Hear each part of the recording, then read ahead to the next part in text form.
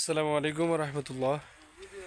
আমরা আসছি বিছনাকান্দি বোলাগঞ্জ আমাদের বন্ধুবর ভাইদেরকে নিয়ে আসছি। আলহামদুলিল্লাহ, কেমন লাগতেছে এই জায়গাটায়? হ্যাঁ, আলহামদুলিল্লাহ, অনেক চমৎকার। জায়গাটা আল্লাহ তাআলার প্রাকৃতিক, প্রাকৃতিক দৃশ্য আল্লাহ যে কত কিছু রাখছে যে এগুলি তো আসলে সফরে না আসলে অনুমান করা যায় না। আপনার কেমন লাগতেছে হযরত? আপনার কেমন লাগতেছে? আলহামদুলিল্লাহ, অনেক ভালো।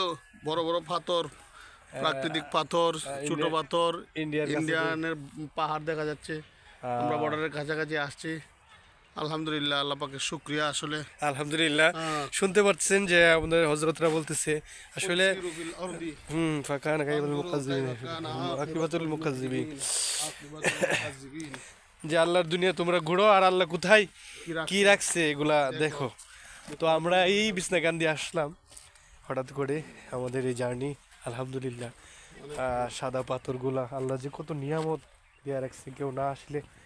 এই যে পাশে ইন্ডিয়া, দাদার দেশ বলা হয়, এই যে দাদার দেশ। আমরা ওই দিকে বেশি গেলে আমাদেরকে গুলি করবো, আর যাওয়া যাবে না।